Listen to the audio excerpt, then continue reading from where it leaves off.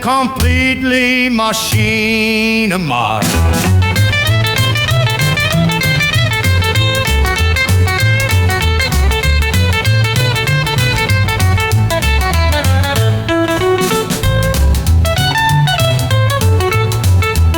And now for something completely machinima.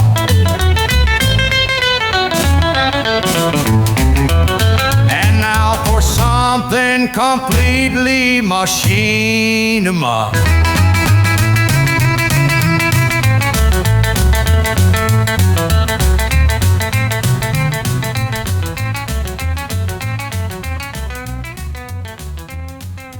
Hello, fans, and welcome to a Now for Something Completely Machinima podcast and video. I'm one of your hosts, Ricky Grove. I'm here in Los Angeles in the bright sunshine.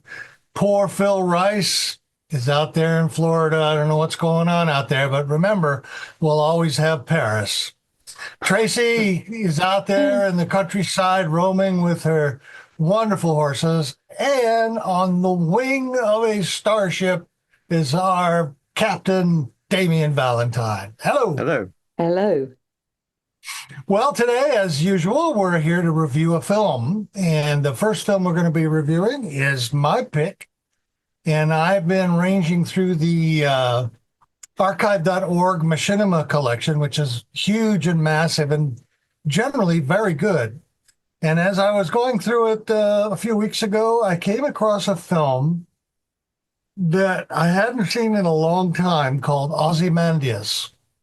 And it was created by the founder of Machinima, the original Machinima.com, Hugh Hancock, and his company of filmmaker partners called Strange Company. And so I thought, well, I'll give it a try. So I watched it, and all these memories started coming back of, because it was done in late 1990s, almost 2000. And I remember watching it and just being so impressed with the idea that you could do something more with Machinima. Because basically what Machinima.com had been showing are all the early efforts by people who were doing stunt videos and silly comedies, sort of adolescent kinds of stuff. Not all, but mostly comic kinds of things. And Hugh Hancock decided to dramatize a famous poem. I think it was by Shelley. And what it did was it gave me this, and everybody else in the community, the idea that Machinima can do something else. That Machinima is just like any filmmaking tool, and it can be serious. It can create a mood that is not simply silly and funny and for men only. I was so impressed with that, and that was my memory of that impact. However, watching the film again, I realized it's just an awful film. As a film, it looks like something that a student would make in 24 hours because they were late for their assignment and they just threw something together, or a concept film. It starts with this guy, and I don't know what the hell this guy's doing in jeans and a t-shirt out in the middle of the deep desert with a wind sound effect that never changes, and it is poorly mixed in with the mix. Just casually strolling along, and comes across this massive bottom half of the legs of a huge statue. No reaction shot to the guy. He swishes the sand away to see these letters from the poem, and then gets up and walks away, seemingly out into the desert. What the hell the guy's doing out in the middle of the desert, nobody knows. There's no real lighting for the whole thing. It's sketchy and unrealistic. The reaction, the plaque should have a much bigger reaction to the whole thing. The voiceover, there's no voice over it. And then after this guy walks away, the whole poem is shown as if to say that, oh, I really don't have time to do the rest of the film, so we'll just put the poem up there. And it's almost like a sketch of what is possible, which actually works if you just want to get the idea out there that machinima can be something other than stunts and giggles. But as a film itself, it's just really, really bad. And I was surprised because I remember Hugh being somebody who really liked details. And even with the simplicity and the technical limitations, he could have done something much better. At least that's my take on it. What do you guys think? I really struggle with trying to figure out what I was going to say to this one. So I want to get it out of the way before any of you say the same thing, and I'm really stuck with anything else to say. So I remember watching this a long time ago, and I was a little bit confused by it then. And watching it again for this show, um, it was made with the LithTech engine, which was made. I forget the name of the game company that used it, but it's the proprietary. Oh, Monolith Games. That was it. Monolith Games, and it was their own engine they used for their own games. They didn't license it out to anyone else. They didn't want to use Unreal or Quake or any of the others around at the time. And so my understanding is Hugh and the rest of the Strange Company were looking at the LithTech engine as a machinima platform. So they created a mod tool, which is basically to make machinima with LithTech. So they used the mod tools for making this environment, which is just a desert. And I suspect part of the reason for making desert is a very simple environment to create for this test project. So then they've got this machinima camera tool. I don't know how it works. I imagine it's not possible to get it anymore, which is a shame because there's a couple of games that I really liked it, but powered by the LithTech engine. And I thought if I'd known about this, I probably would have made some machinima with them back in the day. Anyway, so this is their test video to show this is what you can do with our machinima tool that we've made for the LithTech games. So I suspect that's one of the reasons why it's such a simple thing, is it's not really there to tell a story. It's just say you can do something with this thing we've made, this platform. I don't know if anyone else did. Well, then why didn't they put Ozymandias, a test video, in the title? I don't know. That's not how they presented it to the viewers. Yeah. Although Hugh was never, even when he did test videos, he'd always try and present them as not a test video, but as a work of art. Or whether you agreed with that description or not, which then they get the criticism they deserve. Yeah.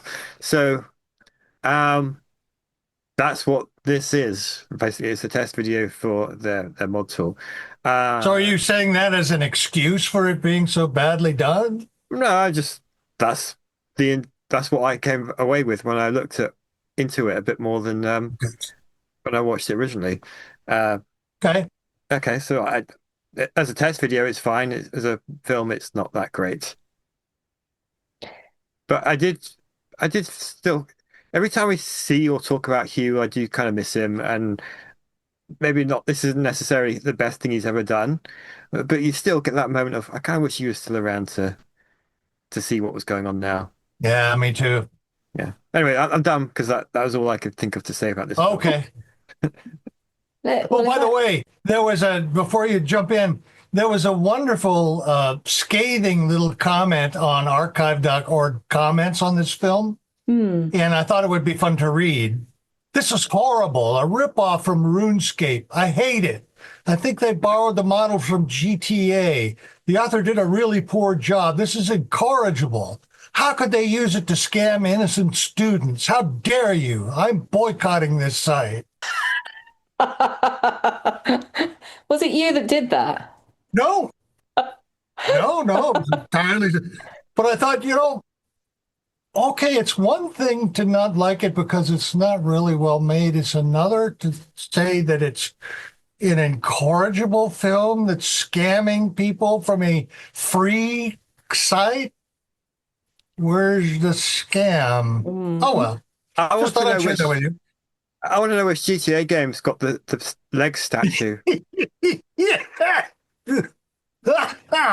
That's true. That's true. Okay, let me go next if you like. I have some other things to say about it because I do not think this is a bad film in the way that you're talking about it as being a bad film. Because I think it matters less about it as a famous short film and much more as a pivot point in early machinima, both artistically and technologically. It showcased machinima as a potential adaptation tool, not just a game fan spectacle. I mean, most late 1990s machinima grew out of first-person shooter demo culture. I mean, that was kind of recorded gameplay, often action, often comedy, as you said. But Ozymandias instead attempts to adapt Shelley's poem into a deliberately paced cinematic piece, basically making the argument this medium can do literature, mood, metaphor, art film, language, all of that sort of stuff. And Strange Company themselves framed it explicitly as a short filmic adaptation created in machinima. Secondly, it was, as you said, an early proof of concept for a dedicated machinima production suite. The biggest technical significance is that it was made using, as you said, the LithTech Film Producer, which was a purpose-built toolkit aimed at making machinima productions more like filmmaking, which include things like framing shots, camera control, and staging, rather than hacking together recordings inside a game. Contemporary descriptions highlighted that it used a suite of 3D production tools, which included Film Producer and Player, and that was intended to let people create 3D films for the internet. And then I think later retrospectives noted it as one of the first uses of a toolkit devoted specifically to recreational machinima making. It also helped to legitimize machinima beyond gaming communities, really. I think a key moment often cited in machinima histories is that the critic, what's his name, Roger Ebert, mentioned machinima and nodded to Strange Company's work, specifically pointing at Ozymandias and calling machinima extraordinary, which is an early example of mainstream film discourse taking the medium more seriously. And actually, this film also sat at the centre of Strange Company's broader kind of historical role, of which we're all very familiar. I mean, Hugh and Gordon, they weren't just making shorts, they were building infrastructure for the form. Strange Company is widely described as one of the longest running machinima production groups, and crucially, they went on, as you said, Ricky, to found machinima.com as the hub for the community, which followed this about a year later. Their work actually on the LithTech Film Producer is also described as an early attempt at a standalone machinima environment, although actually this was cancelled. This was not taken forward as a tool set. But Ozymandias, I think, remains the best known artifact from its use and how it was demonstrated at the time. So I think its significance is twofold. Aesthetic, in that machinima is used for some kind of poetic adaptation and cinematic tone, however rough looking it may be, and also a tooling milestone as an early demonstration of a specialized machinima production toolchain that anticipated what has now become known as virtual production and virtual production workflows. LithTech Film Producer was an experimental machinima toolkit built on the LithTech engine by Monolith, but it was quite unlike anything that had been produced in Quake, which was, demo recording. Which, as you know, captured raw gameplay. This instead treated it as virtual filmmaking. So it's not recording a game at all, but more, shooting, editing, and doing it all inside a 3D set. It, as you said, never became a commercial product. But it's a real pity that it didn't actually. And I think had it done, it would have been it would have been one of those kinds of things that maybe probably would have marked this out as more significant as a creative piece than it actually appears to be today. I think if you think about it, the big difference to the Quake machinima was to do with the camera, where the camera is the player, the way you move things about with the mouse and the keyboard, and the shots, which actually just felt like gameplay footage. And in contrast, this had free floating cameras, planned camera paths, and you could create these kind of crane-like tracking shots with it. And that's how Ozymandias gets these kind of slow, contemplative pans that feel closer to kind of art cinema than these kind of first-person shooter demos ever did. And I agree, it's a little staid compared to the cinematic machinima we see these days, but it was really groundbreaking stuff at the time. And there's also the point that performance and cinematography were separated because they're not in traditional machinima. I think one of the most radical shifts was that characters could be staged independently of the camera, that the filmmaker wasn't acting and filming at the same time, and that movement could be choreographed first and shot later. And it's that separation which basically is the ancestor of today's virtual production workflows. So it's shot-based thinking, not continuous capture. It's not sort of hit and record type stuff and hope for the best. I think what this allowed them to do was create discrete shots, kind of intentional framing, and then put it together in editorial ways, and sort of assemble it as you would a film. I think it matters hugely for Ozymandias because the poem itself demands rhythm and pacing, and you can see the pauses and the stillness. I agree, it's stilted, but you can see what it was trying to portray. And I don't think you could have ever shot this in any kind of demo style machinima at all. And I think what's very evident even now is that the short is all about mood and not mechanics. LithTech's rendering and lighting tools were used against gameplay expectations. There's this kind of real slow movement, these kind of empty environments. There's very minimal action, and you can see the kind of emphasis on sort of scale and I guess decay, which is really what that poem was all about. It's not energetic in any way, and I think it's these tools that allowed them to create that. So I think from that point of view, you can't separate Ozymandias from the tool itself. I think without Film Producer, the poem would have been really awkwardly narrated over gameplay, and the sense of ruin and temporal distance would kind of collapse, which was what he was trying to convey. And with the engine, it becomes a kind of visual metaphor for impermanence, and the camera behaves like a kind of a reflective observer, not a player, which I think is the important point. That's why historians keep pointing back to this short. It's not just an early machinima, it's an early declaration of intent for what machinima could be. But it's also pretty interesting because it clearly didn't take off. It never was one of Hugh's most popular shorts. Not that many of his shorts stood up in comparison to what, the work of others. Phil, for example. It just wasn't even comparable in that respect. Everything, though, suggests to me that this was an example of something that Hugh did. In many ways, he did lots of other things which were also an example of this. It's too early for the ecosystem. There was, in fact, no audience yet for filmmakers who would use game engines, really. I think in 1999, there were basically two overlapping but very mismatched groups. You've got gamers who wanted mods, maps, multiplayer, action, and so on, and you'd got filmmakers and artists who didn't yet think of game engines as creative tools. And LithTech Producer was aimed at this kind of third group that barely existed yet, people who wanted to make films inside 3D engines. And that audience wouldn't actually coalesce until the mid-2000s, when machinima festivals, YouTube, mod-friendly engines and whatnot all kind of normalised the idea. You have to remember YouTube only launched in 2005, so this short is long, long before that. And I mean, I suppose the other thing to bear in mind is the distribution side of it.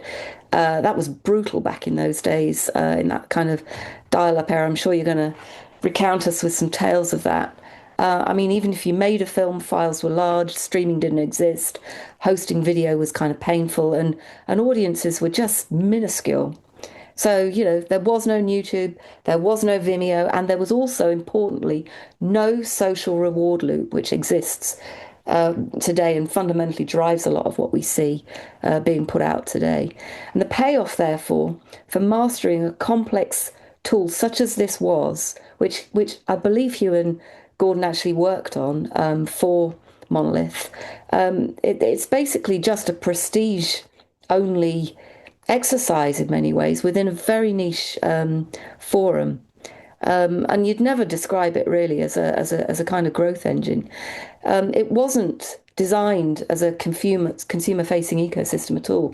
Monolith Productions built LithTech primarily for licensed games, not the mod communities. And compared to folks like id Software, Monolith just didn't aggressively cultivate this kind of hobbyist creators that others did. There was no massive installed base, which became emotionally invested in the LithTech way, so to speak. I mean, you could try and contrast it with what Valve did later with, with its free mods and its SDKs all bundled with games and community spotlighting. Film Producer really had no gravity swell at all pulling in creators. So given all that, I think Strange Company, I mean, given the market just didn't happen for it, Strange Company, they then just moved on to machinima.com, really, which of course was a massive success. Well, it was a success once they'd sold it, really, because it was focused on community and distribution rather than tooling. And I think the irony, and actually the legacy, is that whilst LithTech Film Producer failed commercially, it succeeded conceptually. Its core ideas are integrated, almost unchanged, I think, in Source Filmmaker, in Unreal Sequencer, and in modern virtual production pipelines. So its failure wasn't really a rejection. It's just quite simply incubation without a market. I think, in fact, Hugh would have been super interested to see how the virtual production pipelines he first imagined are now actually evolving. And it's really sad that he didn't get to see that, or in fact, it didn't get to see how it was being played out in The Mandalorian, which really showed the promise of virtual production in 2018. That was the moment when all these technologies were put together on a stage at scale, and supported by hardware, engines, and budgets. And I think if you take the subject of Ozymandias, which was written in 1817, it's basically describing a philosophical trap. It invites you to admire power and then quietly shows you its corpse. So it's a warning, as a boast. And it's basically saying all power believes it will last forever. And basically it's always wrong. And in some ways, I think that's quite metaphorically ironic too. It certainly was for the film's technology, in reference to these tools being kind of digital ruins in some way. And reflecting on that, actually, it kind of made me wonder why Hugh and Gordon would have picked the poem in the first place.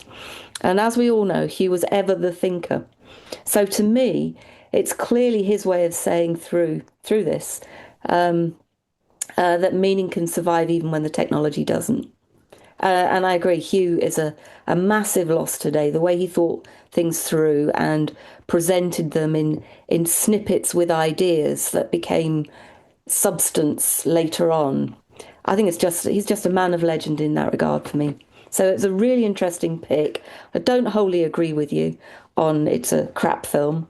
I think there's much more to it than what the film actually is. So whenever I see even the thumbnail for this film, I'm taken back to the original machinima.com website, because when this was released, the thumbnail for this for Ozymandias was on the homepage for years. In fact, I think it was still in rotation when Hugh sold the site, what is it, 6 years later? I mean, Yeah. it was first of all, it was something he was very proud of, but I think he saw it as a watermark moment of sorts, and not so much because it's necessarily technically impressive. However, at the time, it was. As hard as that is to believe, looking at it now, because it does seem so stilted was a great word, but something that I'll correct us on here, I guess. So the LithTech engine was developed by Monolith and was made available for licensing.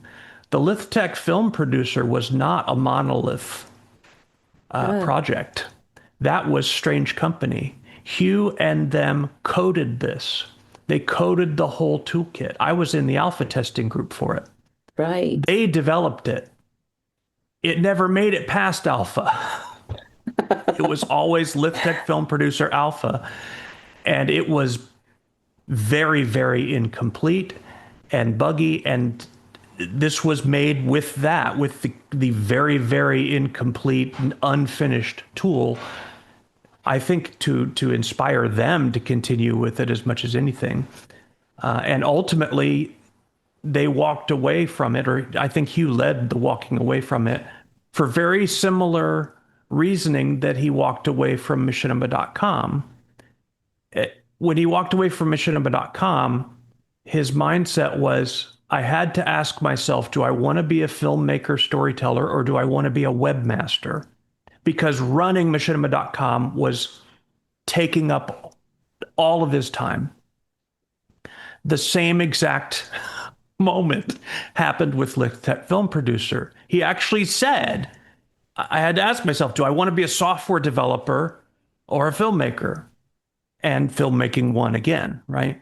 So they abandoned it. I was devastated when they did. I was really angry, even though I understood his reasons. But I had hinged a lot of hopes on the promise of this independent platform, even though it scared me because it meant, I had grown up in traditional machinima, and you had a lot to lean on assets wise and art wise that you didn't have to be great at those skills and you could still make something. And with this, one of the things with it was, and you got to understand, this is in 1999. So there was not Turbo Squid or sites like that, or Meshy for that matter, where you can just come up with models, the Fab store, that Unreal has. There was nothing like that. So the guys who made models, who that I think satirical review was criticizing, they made them. They made them all. And so they were limited by the fact that, they had to make them. And they had to rig them themselves, and everything. I remember one of the things that actually drew gasps from people at the time was that simple little moment in this film where he moves the sand. And I remember when that was like, people were just, oh my gosh, how did you do that? And it's something that seems so silly to us now, right? But at the time, no one had ever seen anything like that, because we're used to dealing with binary space partitions. The maps are baked. They don't move. You don't move stuff like that. And here's this somewhat, for its time, fluid movement of a kind of liquid. It was just unbelievable. So, Hugh talked about how long it took them to figure out how to do just that one little movement of sand. So,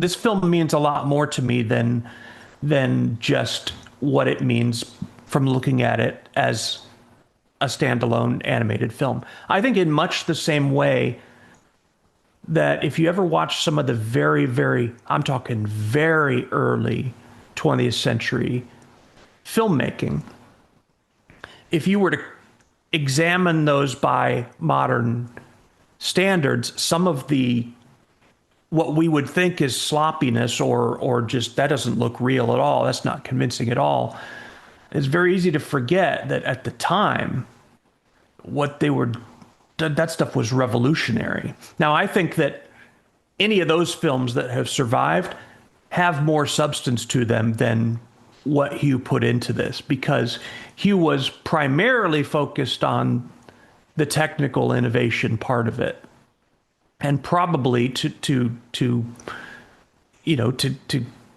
resonate with some of what Ricky's seeing with it, looking at it now, is that there were things that were neglected, and that's true. But so as a result, I think its staying power as a film that could possibly wow anyone today who doesn't know all that history or what the tech was at the time or any of that. Yeah, it doesn't have any ability to do that. There's nothing compelling about it as a film.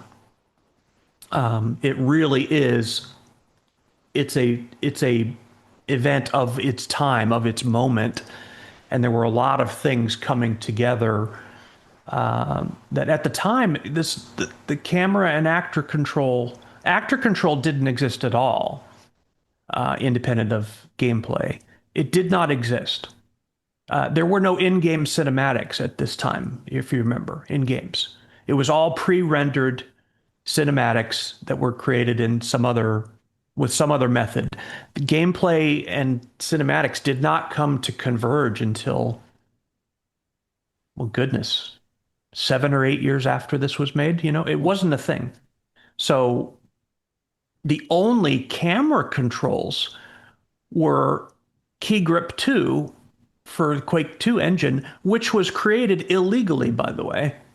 They illegally hacked the source code, and they had to operate in such a way that David Wright, who was the author on that, he spent years terrified that they were going to come after him, because they knew they had kind of cracked open something that they were explicitly prohibited from doing.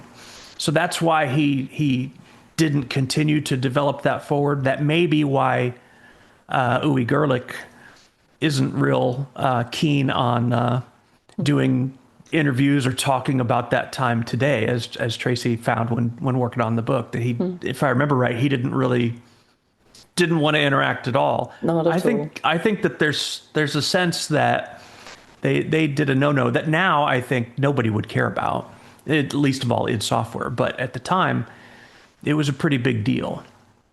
So that was the only tool and the only game that it was possible. And we saw teams like the O-Clan really make the most of that with, reskinning and bringing in custom models and whatnot, but you still had to run it in the game engine.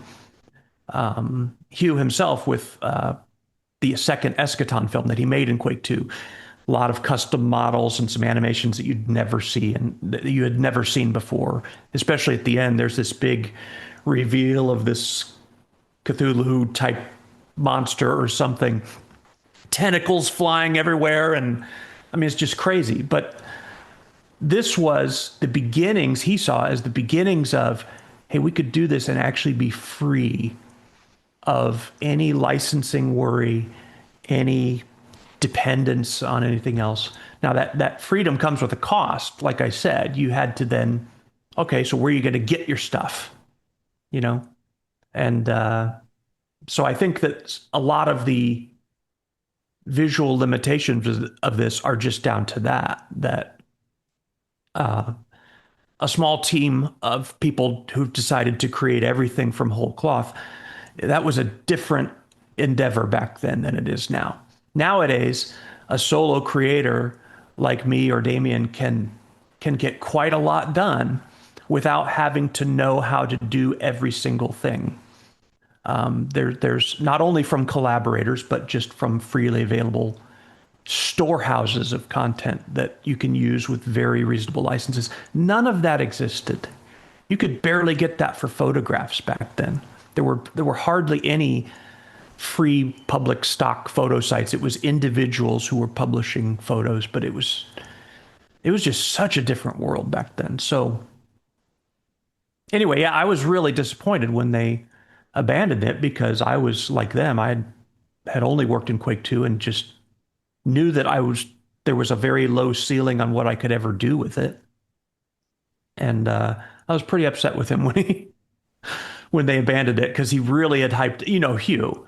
Hugh and hype begin with the same letter for a reason, right? It was Yeah. That was his way. There was no small thing. What he was working on was going to change the entire surface of the planet, right? And then all of a sudden, yeah, we're not going to do that anymore. I see him in Jodhpurs with a big megaphone. Yes. So, which I think, as much as at the time, that grated on me about him. But I think maybe it's what Machinima needed. Machinima needed that, someone who was just fearless and had a lot of bravado, and he got the word out. I mean, it worked. And smart. He was smart. That's the difference. It was very smart. A lot of times people like that are just putting up a front, and they don't have any really original ideas. Yeah. He had great ideas, and that's the difference. Yes, absolutely. And inspired so many people. So yeah, when this was released originally, it was an executable. You had to run it. Well, that's right. Yes. As a standalone executable. There were no video. So even from machinima.com, you couldn't download this as a video. I don't think this became a video until like 2005. That was just not how anyone distributed anything until, I can't remember the guy's name, but there was a guy who produced a film called Quad God. Joe Goss or something like that. I'm so sorry, I butchered his name. He was the first one who really said, no, video's the way forward. And this is before YouTube or anything, but he still was saying, no, video's the way forward. And all of us traditional machinists were like, no, that's no way. Because I was still on dial-up at the time, right? Yeah. It's like, and I was, of course, we just had no forward thinking about it at all. But I was just like, how are we ever going to distribute it? It's too big. It's too inefficient, and he just pushed through with it anyway. And then a few years later, the whole world said, oh, yeah, he's right. Exo what? Execute what? Something I noticed watching this, and you just reminded me of it, because obviously there was no tools to record video when this was done. We talked some time ago about a guy who his method of recording footage was to put a camera against the screen. Yes. That was in 2006. Yeah, that was quite a bit later. I'm wondering if this was captured the same way, because when I watched it, there's a line that you have to look fairly closely to it, sort of halfway down the middle. And when I was watching, I thought, is there something wrong with my monitor? Because it's kind of like a screen glitch. So I moved it around. I paused the video and moved it around to make sure it was the video and not my monitor, and it moved with the video. So it's the video. So I'm wondering if this was captured that way, because that's the kind of glitch that would show up if you were playing it on a monitor that had an issue. Yeah. Yeah, it may have been, because I mean, even when there were video capture cards that were possible, but they were very expensive, and you couldn't get HD resolutions or anything like that out of those.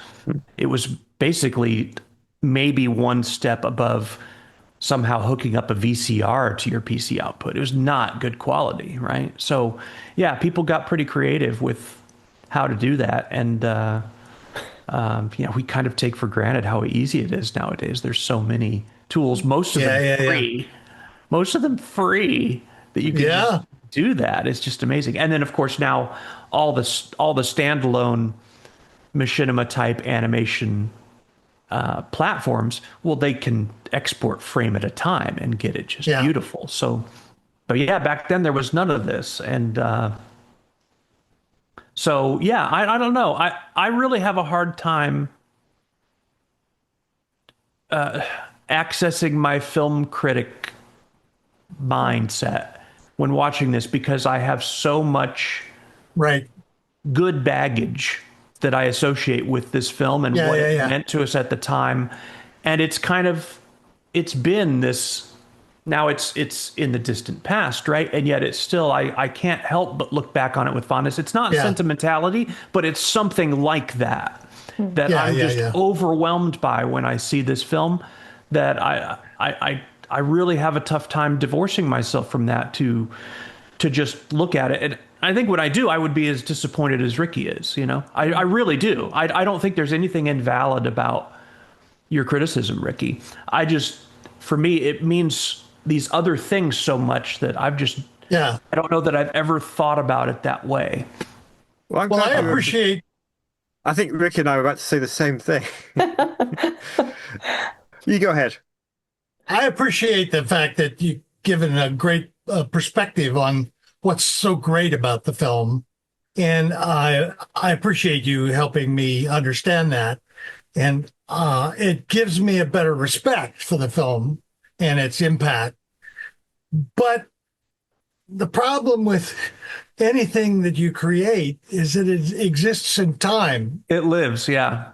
It And lives. doesn't change. And Yeah. so somebody going through the archive.org, coming across this thing and playing it would just be going, what the hell? What the hell is this? You know, I would like to request that either you or Tracy go on to archive.org and write a short review, maybe a paragraph or two, giving a little perspective about what's important about this film.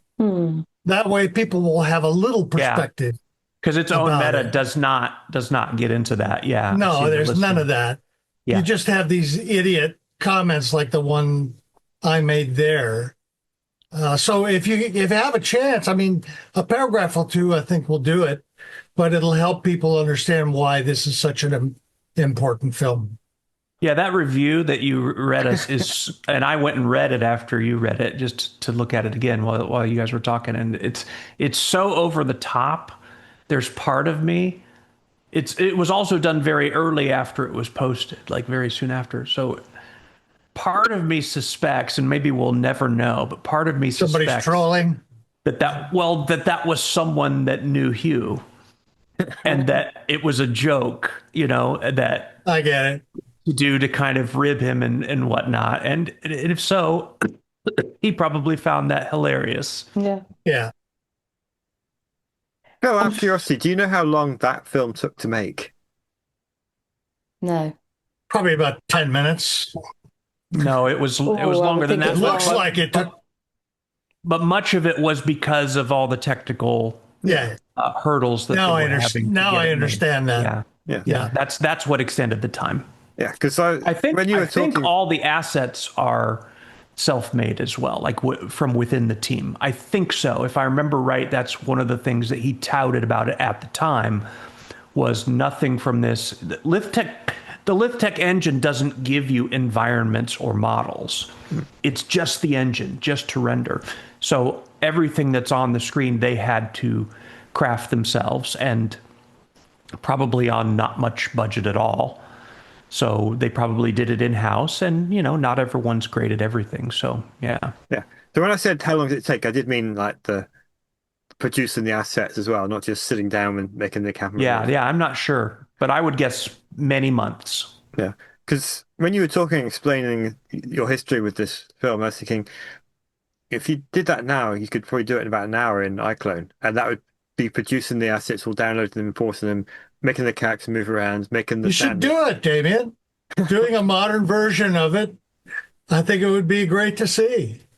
And then, like in 25 years, someone else can say, "How this isn't really good." I've actually got Ben's original notes on it on my screen at the moment as well.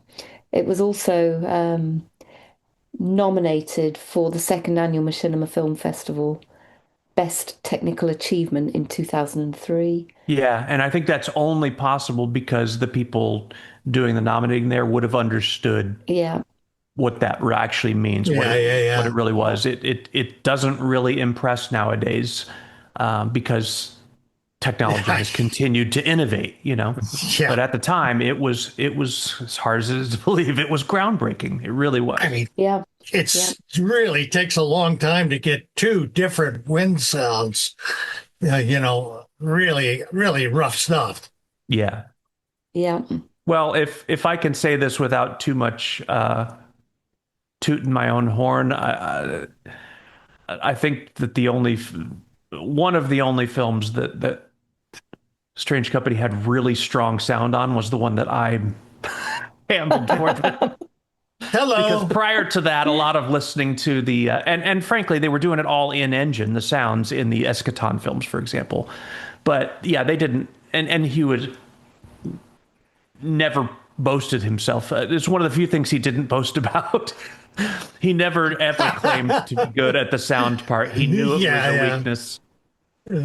So yeah, it was fun to work with him on that. The music was done by somebody called David Oneros Connor.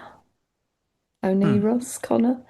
As you can hardly even hear the music in the mix. I didn't know there Right. wasn't. Well, it was sort of like a graunchy sound, wind, wasn't it? Really, more like wind. And the description of the editing software, lead programmer was James Payne. Alpha 0.5, it says here. It's made with Alpha 0.5, which sums up what you've just said beautifully. I think it made it to 0.6. Marvelous. Yeah. Well, there you go. Well, all right. Well, thank you very much for putting that into perspective. I still think it's an awful film today, and I'm not sure what people would think of the early films looking at this. But if either of you could add some of those points to help people understand and appreciate it better, I'd sure like it.